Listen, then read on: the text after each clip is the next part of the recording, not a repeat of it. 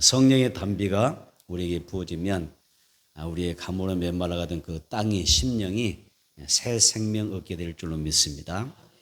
하나님께서 우리의 메마른 심령들 또 가물어 메말라가는 영혼들 가운데 또 우리 가족과 우리 참사랑교회 성도들의 삶과 그 심령들마다 성령의 단비를 마음껏 우리에게 흡족할 만큼 부어주시는 은혜가 있어지기를 축복합니다. 우리가 24일부터 고난주간이 시작이 되는데 24일부터 시작되는 57자 성령 대망이가 우리 각자에게 하나님의 그 놀라운 은혜들 또 하나님께서 예배하시는 그러한 복들이 차고 넘치도록 부어주시는 자리가 될 줄로 확실하게 믿습니다. 지금부터 우리가 뭐 해야 되죠? 준비해야 됩니다. 사모해야 되고 정말 준비를 잘 하셔야 됩니다. 그래서 간절히 성령님을 사모하고 여러분들이 마음으로 준비하며 기도하게 되면 반드시 하나님께서 예비하신 대로 여러분 각자에게 넘치도록 성령의 단비가 부어질 줄 믿습니다. 우리들의 가족을 위해서 기도 많이 하세요. 성령 대망을 통하여 내 가족들에게 성령 세례 주옵소서. 성령의 충만함을 주옵소서. 한 사람도 내 가족 중에 단 한 사람도 성령 받지 못하고 사는 사람이 아니라 성령을 충만히 받고 살아가는 그런 복 있는 가족들, 이번 대망이가 될 수 있도록 여러분들이 많은 기도를 해야 될 줄 믿습니다. 다시 한번 해보겠습니다. 성령의 담배를 부으소서. 그런 기도 제목을 가지고 여러분들이 이 한 달간 열심히 기도하는 여러분들이 되셨으면 좋겠습니다. 첫째로 성령은 우리 인생의 단비가 되어주신다. 다시 한번 성령님은 우리 인생의 단비가 되어주신다. 믿습니까? 성령님은 여러분 인생의 단비가 되어주실 거예요. 하나님께서 우리에게 베풀으시는 은혜는 단비와 같습니다. 우리에게 소생케 하는 축복이 되고요. 성령의 단비는 소확하는 축복의 그 추수의 복을 허락해 주십니다. 하나님의 말씀이나 성리 역사는 우리의 그 인생에 가물어가는 그 인생 가운데 메마른 땅에 단비가 되어 주신다는 것, 촉촉하게 적셔주시고 싹이 나게 하시고 거두게 하시는 역사가 말씀과 성령의 은혜 가운데 있다는 것을 여러분들이 꼭 기억을 하십시오. 신명기 32장 2절에 보면 이런 말씀이 있습니다. 내 교훈은 비처럼 내리고 내 말은 이슬처럼 맺히나니 연한 풀 위에 가는 비 같고 채소 위에 단비 같도다 그랬습니다. 하나님의 말씀은 우리에게 주시는 말씀은 비처럼 내린다 하셨습니다. 하나님의 말씀은 이슬같이 맺힌다 하셨습니다. 하나님의 말씀은 연한 풀에 가는 비 같고 채소 위에 내리는 단비 같도다 그랬습니다. 그러니까 하나님의 말씀이 성령의 단비가 내리면 소생하는 거예요. 막 살아나는 것입니다. 자라나는 거잖아요. 또 시편 65편 10절에도 보면 이런 말씀이 있습니다. 주께서 밭고랑에 물을 넉넉히 대사 그 이랑을 평평하게 하시며 또 단비로 부드럽게 하시고 그 싹에 복을 주시나이다. 이렇게 말씀하십니다. 또한 시편 72편 6절에도 그는 벤풀 위에 내리는 비같이 땅을 적시는 소낙비같이 내리려니 이런 말씀이 있습니다. 이렇게 주님 주시는 그 모든 은혜는 축복의 단비입니다. 또 하나님께서 함께 하실 때 하나님 내리신 비는 성령의 단비고 우리에게 놀라운 소낙비가 되고 아멘, 은혜의 소낙비가 되어진다. 좋은 일이 있는 것입니다. 성령의 단비로 새 생명 주옵소서. 성령의 단비로 내 인생을 다시 한번 활짝 피게 하여 주옵소서. 성령의 단비가 내 가정에 내 영혼 속에 내 심령 가운데 촉촉히 적셔져서 단비가 내려져서 사는 역사 있게 해달라고. 할렐루야. 여러분 가물어 메마라가던 광야에 단비가 내리면 어떻게 될까요? 여러분 지난 몇 년 동안 이 지역이 많이 그 가뭄이 들었었잖아요. 우리 이 지역이 가뭄에 시달렸습니다. 그래서 시골마다 보니까 모든 저수지가 다 말라버렸습니다. 항상 이 저수지에 물이 가득 채워져 있었는데 어느 날 순간부터 어느 농촌 어느 시골을 지나가더라도 저수지가 다 바닥을 드러는지 물 한 방울도 없었습니다. 농사 짓기가 얼마나 힘들었습니까? 쉽지 않았습니다. 그리고 이 가뭄 때문에 얼마나 고통받는지, 작물이 고통받고 또 농사를 통해서 수확하지 못하는 그런 아픔들이 많이 있었고, 어느 지역은, 어느 면 단위로 어느 지역은 여러분 완전히 한 해 농사를 망치는 경우도 있었습니다. 가뭄이 그런 것입니다. 그래서 이런 가뭄, 이런 광야에 단비가 내리게 되면 어떻게 됩니까? 메마른 땅이라도 사막이라도 하나님께서 성령의 단비로 촉촉히 적셔주시면 만물이 소생하는 역사가 있게 되더라. 죽어가던 만물이 소생하고 다시 살아나는 역사가 있더라. 성령의 단비가 이런 세상의 어떤 농토에만 내리는 것이 아니라 우리의 심령에도 내려져야 되잖아요. 내 심령이 병들었어요. 내 심령이 지금 메말라 갑니다. 영이 죽어 있습니다. 믿음이 죽어 있습니다. 열심히 죽어 있습니다. 사랑도 식었습니다. 하나님을 향한 열정도 다 죽었습니다. 그 메말라버린 심령의 성령의 단비가 오게 되면 모든 것이 살아나게 될 줄 믿습니다.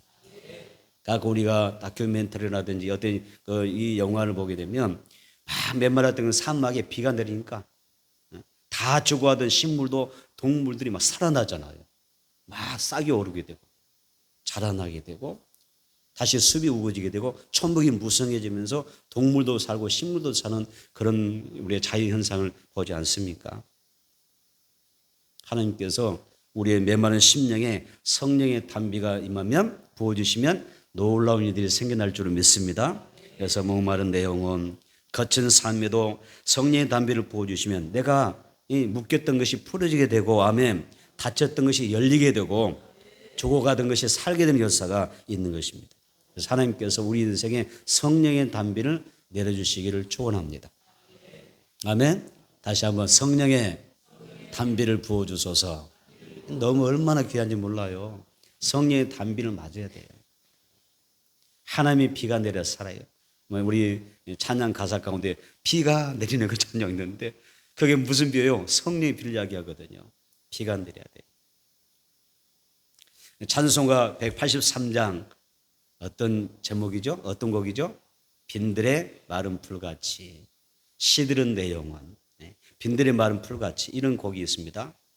이 곡은 미국의 부흥 전도자요 찬송 작가인 휠튼이라는 사람이 지은 찬송가입니다.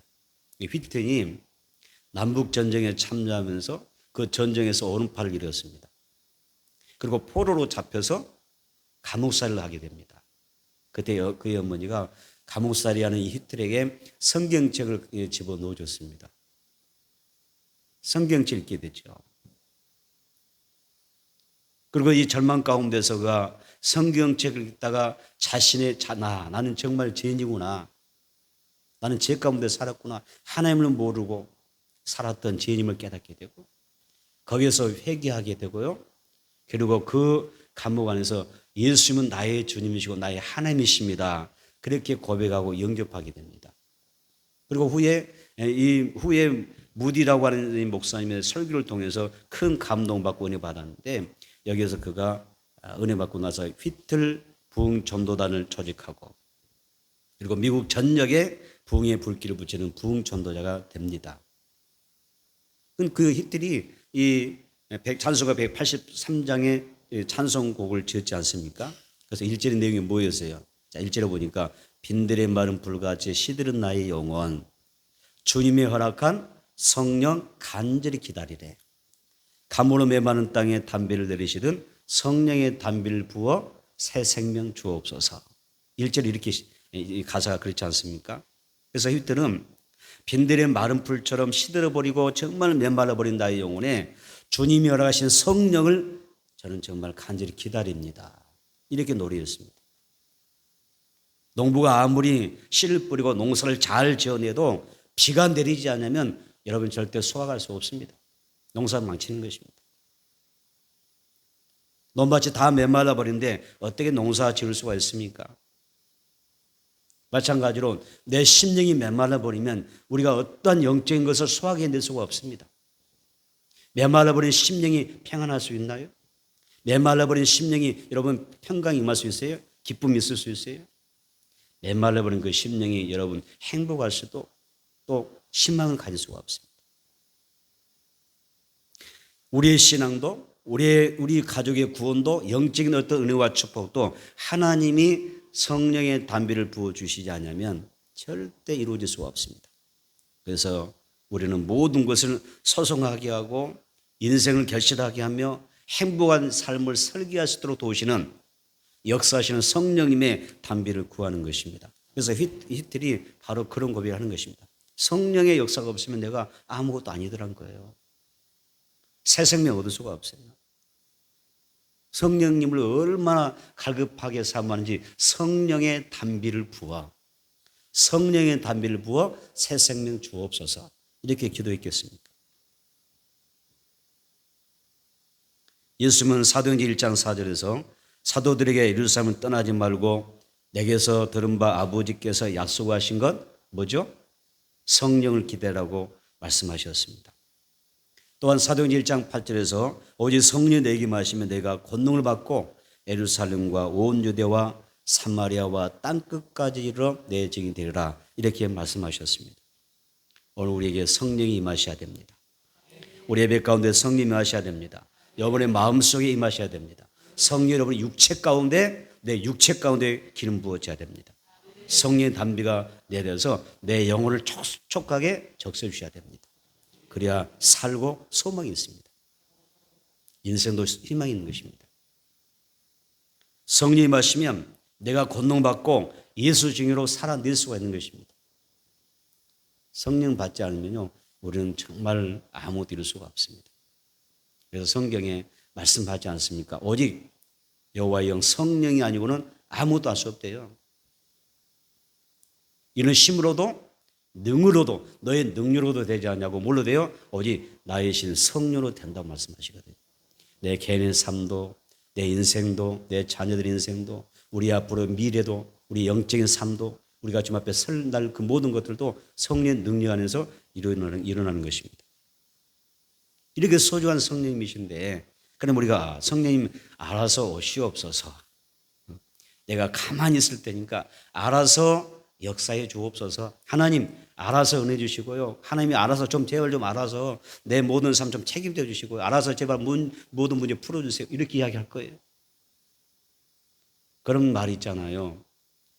내가 감을 먹고 싶은데 감나무 밑에 딱 들어 누워서 입을 크게 벌리고 감아 내 배에 뚝 떨어져라. 그러면 이 사람은 지혜로운 사람입니까? 어리석은 사람입니까? 어떻게 평가하세요? 어리석다고 말하죠. 정말 너 먹고 싶으면 너 손 뻗어서 내 팔을 뻗어서 어때요? 그 감 열매 따서 내 입에 넣으면 되잖아요. 하나님 우리에게 은혜를 약속하시고 복을 약속하시고 내가 내게 마음껏 성령으로 충만케 하여 내 삶을 내가 풍성하게 하리라 약속해 주셨다면 주여 알아서 하시옵소서. 주님 내 속 너무 잘 아시잖아요.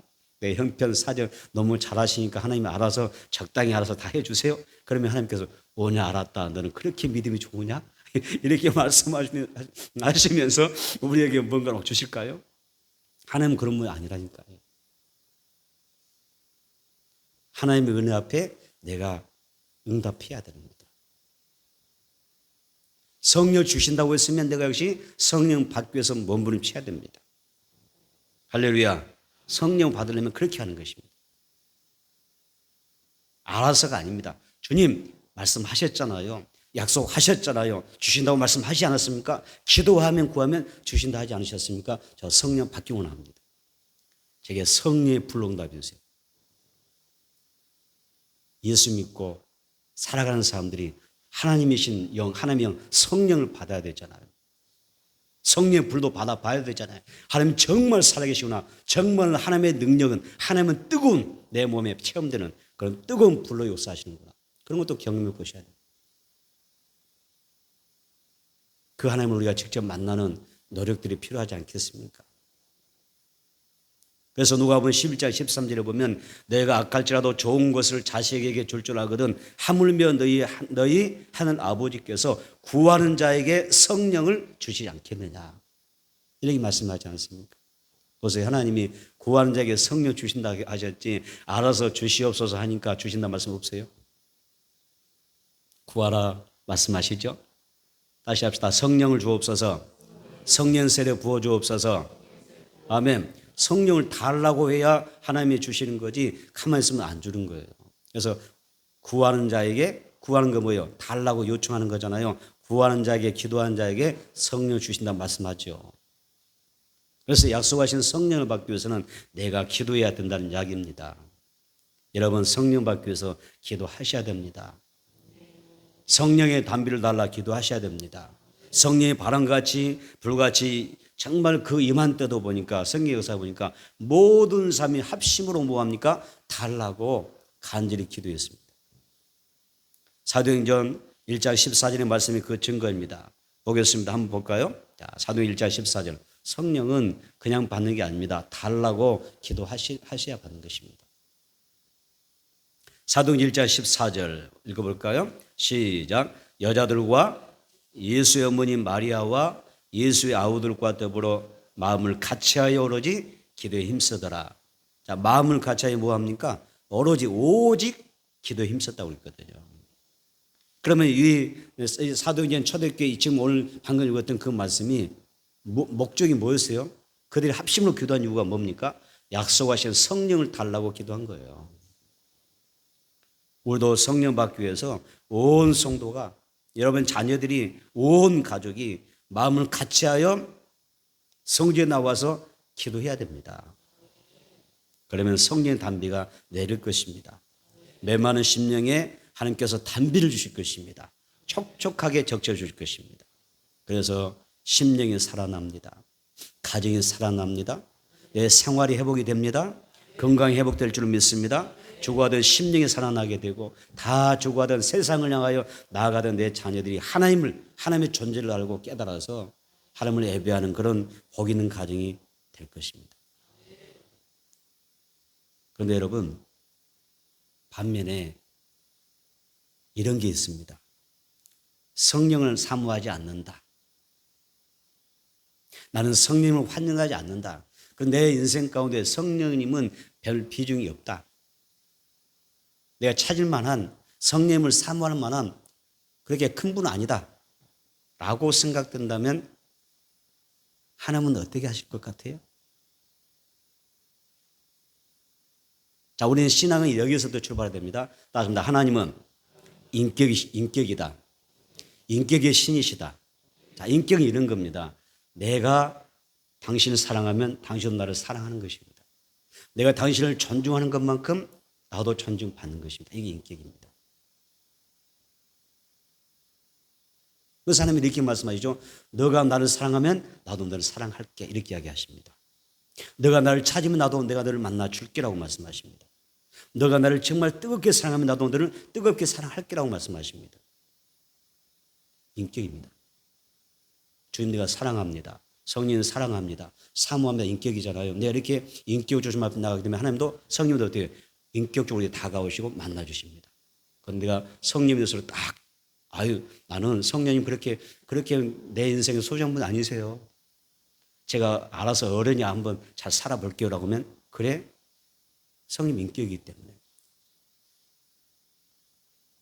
그걸 받아주십니다. 그러면 또 혼자 한번 잘 살아봐. 성령의 인격이시다. 인격이신 그 하나님, 그 성령을 내가 정말 환영하고 사랑하고 존경하고 위해드리면 그 성님 어떻게 하십니까? 나를 붙잡아 주시고 나와 함께 해주시지만 반대의 내 모습이라면 어떻게 되죠? 성령님은 떠나가십니다.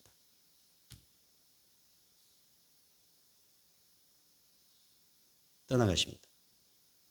예레미야 3장 3절 상반절에 이런 말씀이 있습니다. 어떤 내용이냐면 이런 것이 있습니다. 그러므로 단비가 그쳤고 늦은 비가 없어졌느니라 이렇게 말씀하십니다. 그러므로 단비가 그쳤고 늦은 비가 없어졌느니라.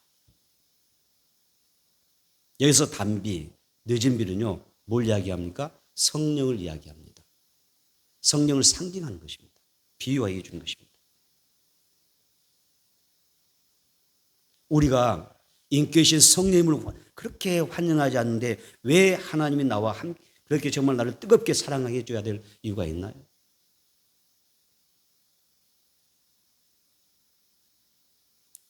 성령이 떠나가시면요, 성의 역사가 멈추는 것입니다.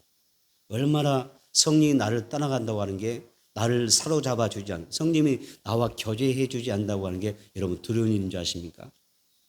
그래서 다윗이요 이렇게 기도하죠. 주의 성령을 내게서 거두지 마소서. 다시 한번 주의 성령을 내게서 거두지 마소서. 다윗이 통곡하고 절규하면서 성령을 제발 내게서, 성령님만은 떠나지 말라고, 성령님만 내게서 거둬가지 말라고 몸부림쳤던 사람입니다. 우리 평생에 성령님이 소멸되지 않기를 축복합니다.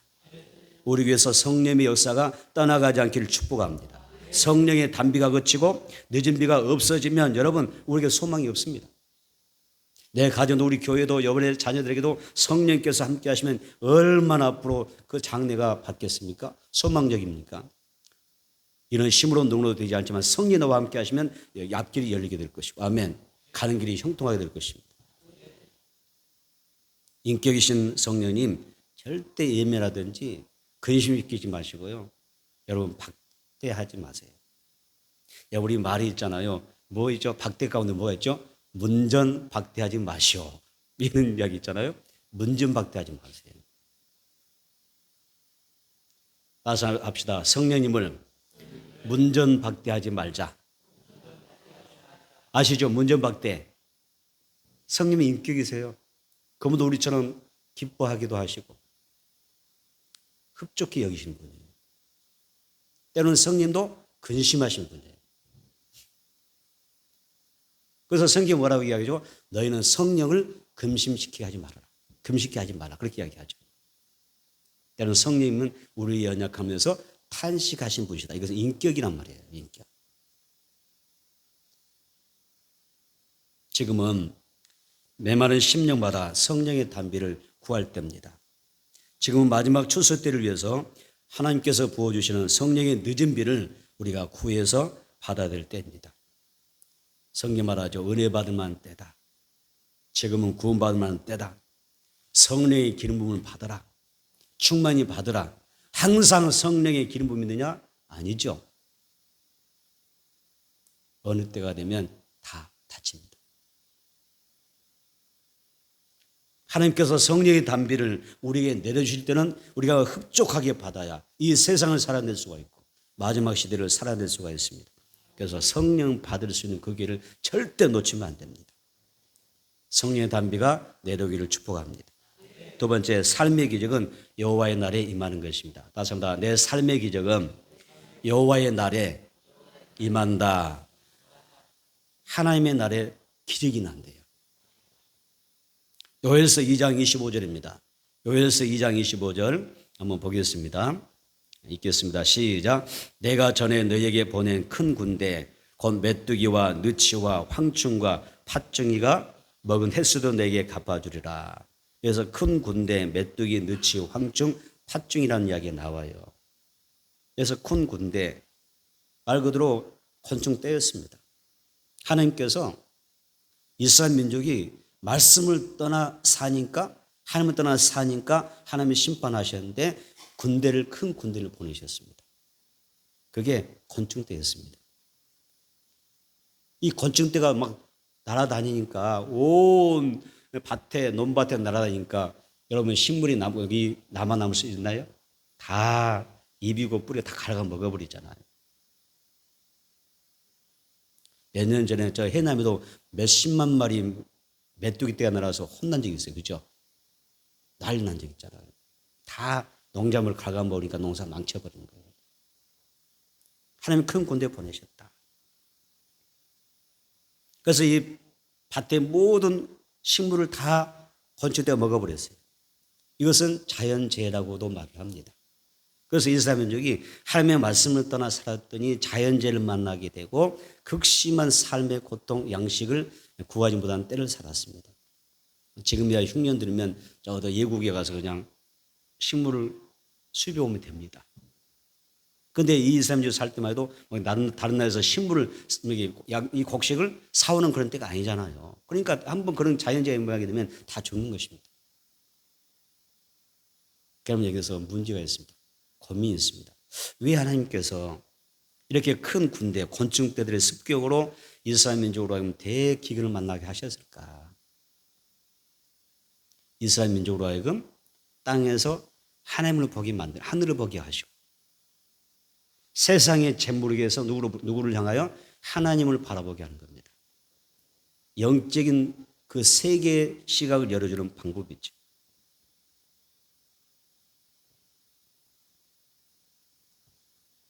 왜 그들의 대기근을 만났느냐? 중요한 것은 이스라엘 민족이 하나님의 말씀을 떠나 있었기 때문입니다.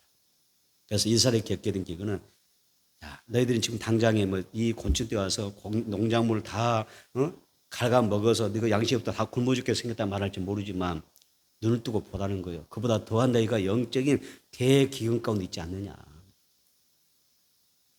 너의 안에, 너의 심령 안에 하나님의 말씀이 없지 않느냐. 영의 기근이 지금 들어있지 않느냐. 이걸 보라는 것입니다.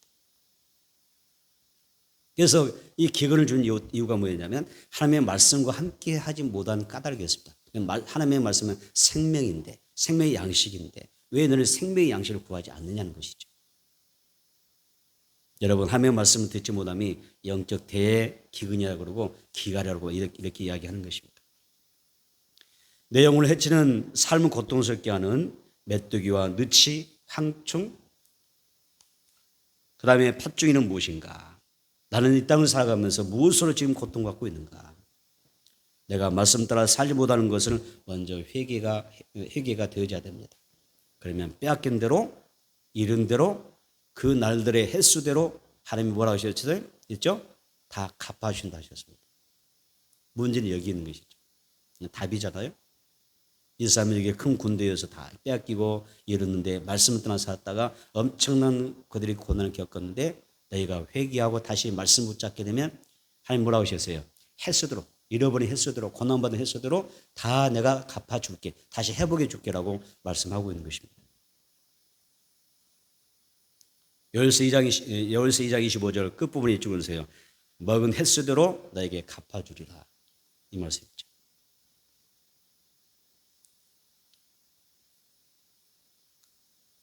내 삶의 회복은 말씀 가운데 말씀의 풍년이 들어야 가능한 것입니다. 요엘 선자가, 자, 우리 좀 내용을 좀 바꿔주세요. 이스라엘이 이 고통을 받으며 몸부림칠 때 이스라엘 요엘 선자가 이스라엘 민족에게 뭐라고 고민했을까요? 그들이 고난받을 때 뭐라고 이야기하죠? 23절을 보니까 기뻐하며 즐거워하라 이렇게 이야기합니다. 그리고 21절과 22절에서는 두려워하지 말고 기뻐하며 즐거워하라 이렇게 이야기합니다. 삶이 막상 어려운 일을 만났고 고통스러운 일을 당했는데 내가 과연 기뻐하고 즐거워할 수 있을까요? 우선 내가 힘드는데요. 그런데 분명한 것은 주님 말씀하시죠. 기뻐하라, 즐거워하라, 두려워하지 말라 이렇게 이야기하더라는 것입니다. 자, 요엘서 2장 23절 읽어봅니다. 요엘서 2장 23절 시작. 시온의 자녀들아 너희는 너희 하나님 여호와로 말미암아 기뻐하며 즐거워할지어다.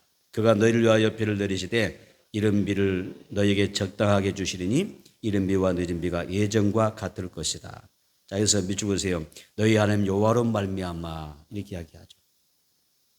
너희들이 고난당한 자들에게 왜 두려워하지 말고 기뻐하고 즐거워해야 되느냐? 그 이유가 뭐죠? 하나님 때문이라는 것입니다. 하나님으로 말미암아. 결국은 하나님이 우리에게 기쁨 주시고 결국 하나님께서 내게 즐거움 주신 분이다. 결국 하나님께서 내 모든 삶을 회복해 주신 분이야. 그래, 하나님으로 인하여 기뻐하라. 고난은 당했지만 힘들지만 너는 하나님으로 인하여 기뻐하라. 즐거워하라 이렇게 말씀하시죠. 그 하나님으로 즐거워하고 기뻐하게 되면 하나님의 때를 따라 양식을 주신다는 것 꼭 기억을 하십시오. 하나님이 고난 중에 피할 길을 예비해 주시고 우리의 삶을 도와주실 줄 믿습니다. 요엘서 2장 24절입니다. 읽어봅니다. 24절 시작. 마당에는 밀이 가득하고 독에는 새 포도주와 기름이 넘치리로다 이렇게 말합니다. 여러분, 지금이 내 인생의 최악이다. 지금이 내 생에서 가장 최악의 상태야. 이런 많은 사람들 있잖아요. 요즘 나는 진짜 내 인생이 지금이 최악이야, 최악. 지금 같으면 나 못 살겠어. 그런데 예수 믿는 사람은요, 그렇게 말하지 않습니다. 여러분 안에 성령님이 계십니다. 내 안에 계신 성령님께서 잃어버린 시간을 회복해 주실 것입니다. 잃어버린 날들도 회복해 주실 것입니다. 잃어버린 재물 회복해 주실 것입니다. 잃어버린 명예 회복해 주실 것입니다. 내 안에 계신 성령님이 내 안에 계신 성령님이 잃어버린 건강도 회복해 주실 것입니다. 다 보상해 주실 것입니다. 너희 횟수대로 고난당하는 횟수대로 내가 다 갚아주리라 하셨습니다. 성령님만 모시면, 성령님만 의지하게 되면, 성령 도와주시면 내 모든 삶의 영역과 영적인 그 모든 은혜와 기쁨과 즐거움들이 다시 채워지는 날들이 오게 될 줄로 믿습니다. 제자들이 항해하다가 사나운 바람을 만났습니다. 밤에 배를 타고 가다가 큰 풍랑을 만났잖아요. 그 거친 파도 위에서 배가 점점 물이 들어오면서 점점 배가 가라앉기 시작합니다. 그런데 우리 예수님은 정말 태평이십니다. 얼마나 평안하우신지. 지금 제자들은 전 다 죽겠다고 난리도 아닌데 그 파도와 싸우고 있는데 예수님은 그 배 안에서 뭐 하셨어요? 주무시고 계셨습니다.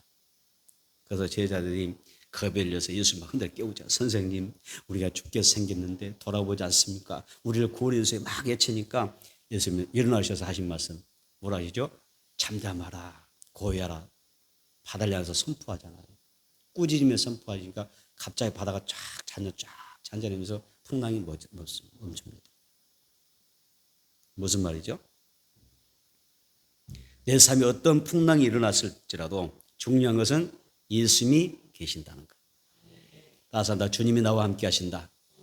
주님이 내 안에 계신다. 내 안에 계신 예수님 내가 깨워서 기도하여 도움 요청하면 단번에 회복될 줄은 믿습니다. 금방 되잖아요. 예수님 말씀 한마디면 끝나버리잖아요. 기도가 회복되기를 바랍니다. 삶이 회복될 줄은 믿습니다. 요엘서 2장 26절 27절 요엘서 2장 22절 자 요엘서 2장 26절 27절 시작. 너희는 먹되 풍족히 먹고 너희에게 놀라운 일을 행하신 너희 하나님 여호와의 이름을 찬송할 것이라.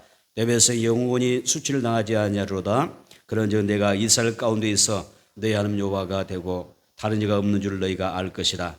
내 백성이 영원히 수치를 당하지 아니하리로다. 아멘. 주세요. 26절 너희는 먹되 풍족히 먹고. 얼마나 귀한 말씀입니까? 너희는 먹되 풍족히 먹고. 그 다음에 여기서 반복되는 말씀 문장이 있는데요. 내 백성이 영원히 수치를 당하지 아니하리로다. 이게 두 번 나왔어요. 그랬죠? 26절의 끝부분에 내 백성이 영원히 수치를 당하지 아니하리로다. 27절 끝부분에 똑같이 말씀하십니다. 그래서 정말 우리는 하나님의 강력한 힘, 성령의 그 능력의 힘을 느낄 수가 있습니다. 너는 절대 영원히 수치 당하지 않아. 내가 너를 지켜줄게. 너의 명예를 세워줄게. 내가 너를 먹이고 또 먹여줄게. 풍족하게 너를 채워줄게라고 말씀하십니다. 할렐루야. 그래서 이 말씀을 여러분들이 좀 외울 필요가 있어요. 외워서 말씀을 외우고 날마다 입으로 시인하고 믿음으로 선포하셔야 됩니다. 따라서 해볼까요? 나는 영원히 수치를 당하지 않는다. 아멘. 나는 영원히 수치를 당하지 않아. 선포하셔야 돼요. 어떤 적을 만났을지라도 어떤 여러분의 삶의 코너에 있을지라도 하나님이 나를 지켜주셔, 책임져 주셔, 나를 먹이시고 살리시고 입히시고 나를 다시 회복해 주셔. 막 선포하셔야 돼요. 말씀은 선포입니다. 선포할 때 그 말씀이 이루어질 줄 믿습니다. 요엘서 2장의 말씀은 여러분 2장은 말씀의 요점 중에서 가장 핵심이 뭐라고 생각하세요? 우리가 오늘 본문은 요엘서 2장이잖아요. 이 2장의 핵심이 뭐죠? 그걸 찾아낼 수 있으면 엄청난 은혜가 여러분에게 있는 걸로 저는 믿겠습니다. 요엘서 2장에 정말 말씀의 핵심 요점은요 1절에 있습니다. 1절을 봅니다. 시작. 시온에서 나팔을 불며 나의 거룩한 산에서 경고의 소리를 질러 이 땅 주민들로 다 떨게 할지니 이는 여호와의 날이 이르게 됨이니라. 이제 임박하였으니 이 말씀이세요. 자, 1절 중에서도 더 중요한 핵심이 어디죠? 할렐루야. 여호와의 날을 이야기합니다. 그래서 요엘서 2장 전체의 핵심 말씀의 요점이 어디에 있냐면은 여호와의 날이 임하는 것입니다. 여호와의 날이 어떤 날일까요? 하나님의 영, 성령을 받는 날입니다. 여호와의 영을 받는 날, 여호와의 날, 그래서 우리 시대는 성령을 받는 그 날, 성령님이 오시면, 성령 내가 받으면 우리의 삶이 완전히 새롭게 빚어지는 날입니다. 그래서 내 삶이 여호와의 날이 되는 것입니다. 하나님의 다스림 가운데 들어가는 것입니다. 성령님이 나를 위해서 일하게 만드셔야 됩니다. 내가 인생을 위해서 내 삶에서 일하는 것이 아니라 하나님이, 성령님이 나를 위해서 일하시도록 만들어 드려야 됩니다. 하나님, 내 자녀들 주의 손에 올려드립니다. 주님 다스려 주세요. 나의 가게, 나의 산업 주님의 손에 올려놓습니다. 하나님이 책임지시고 역사해 주세요. 어떤 문제 있으면 성령님 이걸 다 주님께 맡겨드릴 테니까 주님이 알아서 해주세요. 성령님께 그렇게 간절히 기도하고 매달리는 것입니다. 성령의 도움을 구합니다. 성령이 도와주시면 그 날이 하나님이 일하시는 여호와의 날이 되는 것입니다. 여러분 인생 가운데 여호와의 날이 있기를 바랍니다. 오순절이 있기를 바랍니다. 성령 강림 역사 있기를 바랍니다. 따라서 내 인생에도 여호와의 날이 임하기를 원합니다. 성령님 임하시는 날이 있기를 원합니다. 여러분 지금까지 제가 지금까지 목회하면서 여기까지 올 수 있는 힘이 뭐겠어요? 성령 받은 사람이기 때문에 가능한 거예요. 성령님의 역사가 없으면 저도 사람인지라 못 살 거예요. 못 할 거예요. 이겨내고 견뎌내고 싸우고 또 이렇게 나아가고 승리하는 것은요 성령의 역사입니다. 내 힘으로 되는 거 아무도 없어요. 내 가정에도 여호와의 날이 있기를 원합니다. 우리 교회도 여호와의 날이 있기를 원합니다. 성령의 임재가 있기를 원합니다. 기름 부어 주옵소서. 성령님 역사해 주옵소서. 그런 날들이 펼쳐져야 됩니다. 그래서 가장 중요한 여호와의 날, 여호와의 날은 성령이 임하는 날입니다. 세 번째, 성령의 담비를 부으소서. 이렇게 다시 한번 기도하셔야 됩니다. 우리의 삶에, 우리 가정에, 우리의 교회에 이른 비와 늦은 비와 같은 성령의 담비가 부어지기를 축복합니다. 그래서 죽은 자의 무덤에서 살아나는 것과 같은 예수님의 그 부활이 경험되기를 축복합니다. 다 죽어가든 메말라가든 심령이 살아나야 돼요. 여러분의 가정 어떻습니까? 안전하십니까? 이상 무이십니까? 영적으로는 어떻습니까? 내 가정에 심령들이 살아있나요? 함부로 메말라가는 심령들 다 죽어가는 신음소리가 들리지는 않습니까? 산 소망이 없는, 천국에 대한 소망이 없는, 부활 소망이 없는 내 가족들의 영혼이 성령의 담비로 되살아나기를 축복합니다. 우리는 이 거친 세상에서 성령으로 힘있게 살아가기를 소망합니다. 믿음의 사람, 성령의 사람은 아무리 어려운 시를 만난다 할지라도 이렇게 성경 이야기하죠. 해가 어두워지는 상황에서도 나는 꿈을 꿀 수 있다. 말씀을 선포할 수 있다. 당당하게 세상을 살아낼 수가 있는 것입니다. 그런 사람은 인생이 절대 수치를 당하지 않습니다. 요엘서 2장 28절입니다. 요엘서 2장 28절 29절 시작. 그 후에 내가 내 영을 만민에게 부어주리니 너희 장녀들이 장래를 말할 것이며 너희 늙어지는 꿈을 꾸며 너희 젊은이는 이상을 볼 것이며 그때 내가 또 내 영을 남종과 여종에게 부어줄 것이며 아멘. 밑줄 내가 내 영을 만민에게 부어주리라. 그 다음 끝부분에서 내 영을 남종과 여종에게 부어주리겠다. 성령을 부어주신다는 이야기입니다. 그래서 내 영을 만민에게 성령 모든 사람에게 남자에게 여자에게 부어주겠다. 요엘 선자는 성령을 사모하는 사람이라면 누구든지 다 성령 받을 수 있다라고 이야기하고 있지 않습니까?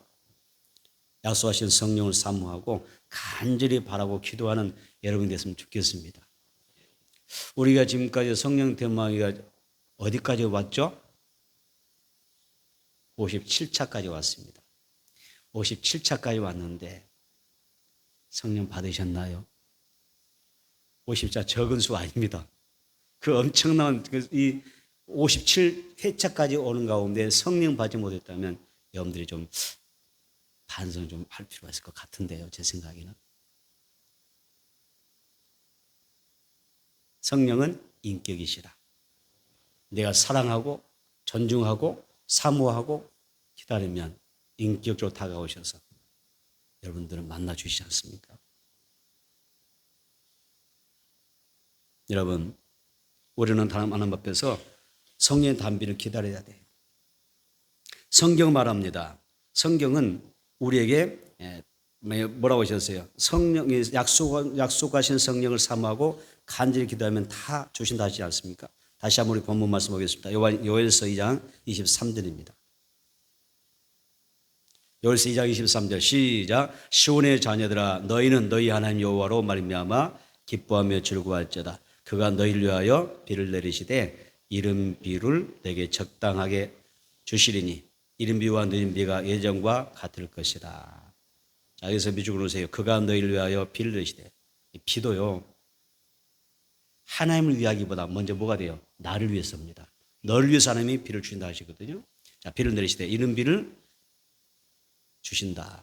자, 비를 내리시되 했어요. 자, 이스라엘 땅에는 비가 2번 내려요.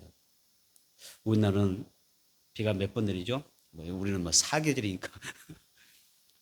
올겨울도 얼마나 비가 많이 왔는지, 뭐 봄인지 겨울인지 모르겠어요. 비가 무조건 겨울에 내리니까. 그 이스라엘은 크게 비가 2번 옵니다. 그래서 이것을 이른 비와 늦은 비로 구분을 합니다. 이른 비는 뭘 이야기하죠? 봄비를 이야기하죠. 스가랴 10장 1절 볼까요? 스가랴 10장 1절. 스가랴 10장 1절.